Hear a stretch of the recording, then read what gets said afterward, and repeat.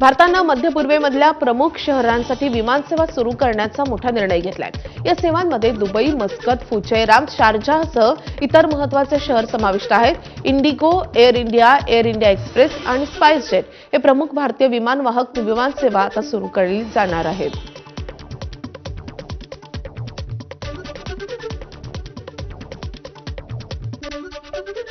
आखाती देशात अडकलेले नागरिक मायदेशी परतण्यास आता सुरुवात झाली आहे। आतापर्यंत 2000हून अधिक नागरिक भारतात परतले आहेत। दुबईमध्ये अडकलेल्या नागरिकांसाठी उपमुख्यमंत्री शिंदेंकडून फुजैरा एअरपोर्टवरून स्टार एअरच्या 2 विमानांची सोय करण्यात आली होती।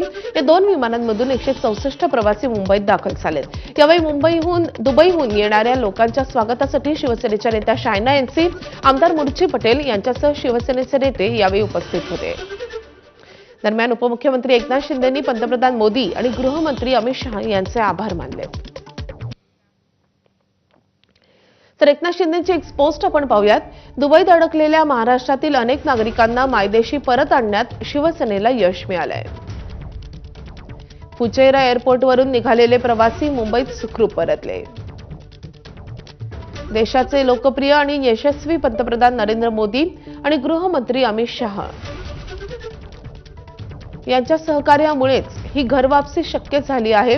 संकटात अडकलेल्या महाराष्ट्रातील नागरिकांना आणि प्रचंड मानसिक तणावाखाली असलेल्या त्यांच्या नातेवाईकांना दिलासा देण्यात यश मिळालं, याचा आनंद असल्याचं एकनाथ शिंदेंनी त्यांच्या या एक्स पोस्टमध्ये नमूद केलं आहे। अमेरिका आणि इस्रायलनं इराणवर केलेल्या हल्ल्यामुळे